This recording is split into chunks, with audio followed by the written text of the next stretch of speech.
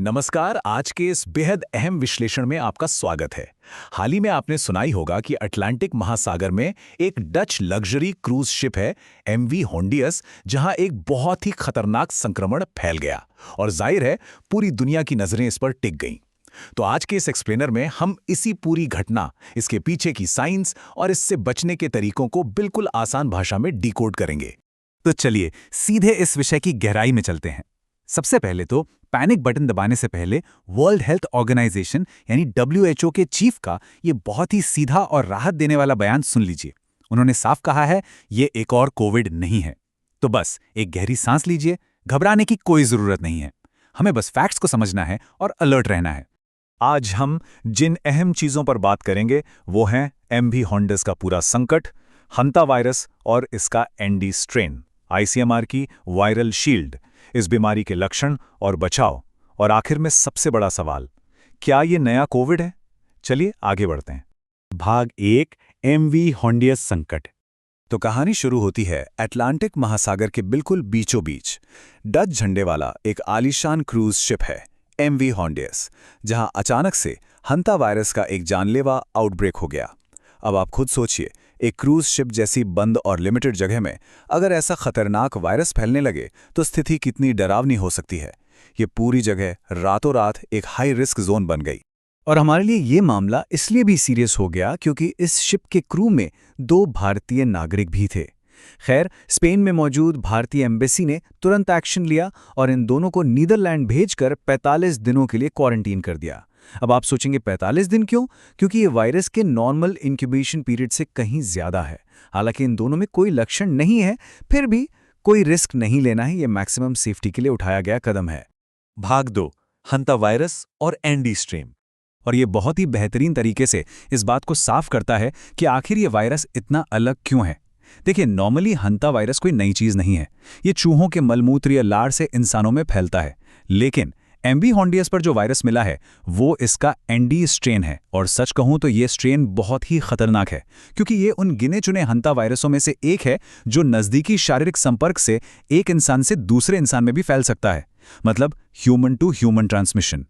अब जब ये संक्रमण अपना सबसे खतरनाक रूप लेता है तो इसे हंता वायरस पल्मोनरी सिंड्रोम या शॉर्ट में HPS कहते हैं। ये एक बहुत ही सीरियस और जानलेवा सांस की बीमारी है।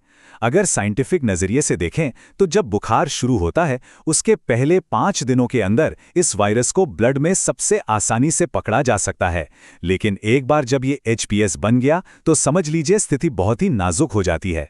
भाग 3, ICMR की वायरल शील्ड। तो यहां सबसे अहम बात यह है, संख्या 165। Indian council of medical research यानी ICMR चुपचाप बैठकर तमाशा नहीं देख रहा है। उन्होंने अपनी एक तरह की वायरल शील्ड एक्टिवेट कर दी है। ये 165 हाईटेक VRDL लैब्स का एक बहुत बड़ा और एडवांस नेटवर्क है। आप इसे देश के बॉर्डर पर खड़ी एक अदृश्य दीवार या फायरवॉल मान सकते हैं, जो ये पक्का कर रही है कि ये खतरनाक पैथोजन किसी भी कीमत पर हमारे देश के अंदर ना आ पाए। ये पूरा सिस्टम काम कैसे करता है? इसे कहते हैं डिफरेंशियल डायग्नोसिस। पहले स्टेप में संदिग्ध सैंपल्स का तुरंत RT-PCR टेस्ट होता है।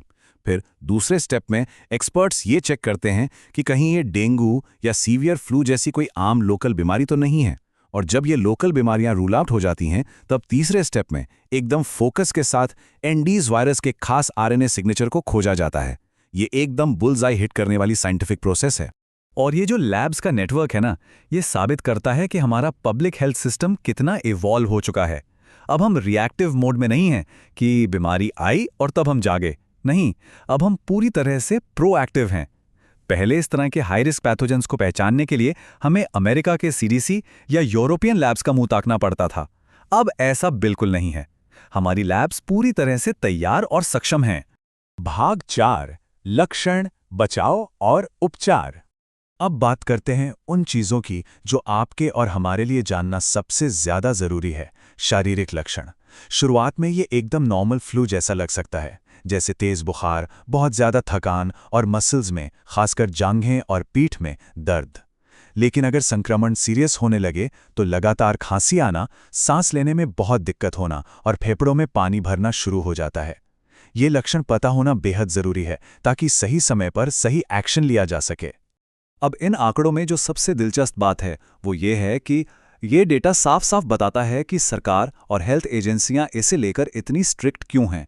जब मामला गंभीर हो जाता है ना, तो मृत्यु दर यानी मोर्टेलिटी रेट 38 से 50% तक पहुंच सकता है। जी हां, 50%। ये आंकड़ा अपने आप में इस बीमारी की गंभीरता की पूरी कहानी बयां कर देता है।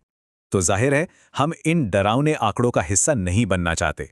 बचाव के तरीके बहुत ही बेसिक और प्रैक्टिकल है। सबसे पहले घर और आसपास चूहों को बिल्कुल मत फटकने दीजिए। अगर कभी चूहों के मल मूत्र की सफाई करनी पड़े तो बिना ग्लव्स और मास्क के कभी मत कीजिए। और ट्रीटमेंट की बात करें तो भले ही अभी इसकी कोई स्पेसिफिक वैक्सीन या एंटीवायरल दवा नहीं है, लेकिन अगर लक्षण दिखते ही शुरुआत में ही अस्पताल में सपोर्टिव केयर मिल जाए तो वो पूरी तरह से जीवन रक्षक होती है। भाग 5, क्या ये नया कोविड है? अब इन सारे फैक्ट्स और डेटा को देखने के बाद आपके दिमाग में एक बहुत ही ऑब्वियस सवाल आ रहा होगा, तो क्या हमारा समाज, हमारी कम्युनिटी इस वायरस से पूरी तरह सुरक्षित है? तो इसका जवाब 100% हाँ है, और ये बहुत ही आश्वस्त करने वाली बात है।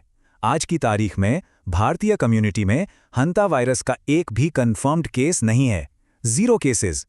जो 2 भारतीय शिपर थे उनकी भी IDSP यानी इंटीग्रेटेड डिजीज सर्वेलेंस प्रोग्राम के तहत बस नॉर्मल मॉनिटरिंग हो रही है। हमारा सिस्टम बिल्कुल परफेक्ट काम कर रहा है। जाते जाते बस एक सोचने वाली बात छोड़कर जा रहा हूं। आज हम इस वायरस से तो सेफ हैं, लेकिन हम जिस तेजी से जंगलों को काटकर शहर बसा रहे हैं वो हमें चूहों और जंगली जानवरों के और करीब ला रहा है। ये जो ज़ूनोटिक खतरे हैं ना, मतलब जानवरों से इंसानों में आने वाली बीमारियां, ये कहीं नहीं जा रही। हमें अपनी एनवायरमेंटल जिम्मेदारी समझनी ही होगी, वरना अगला स्पिलओवर कब हो जाए कौन जानता है। आज के इस एक्सप्लेनर में हमारे साथ जुड़ने के लिए बहुत बहुत शुक्रिया। सतर्क रहिए और सीखते रहिए।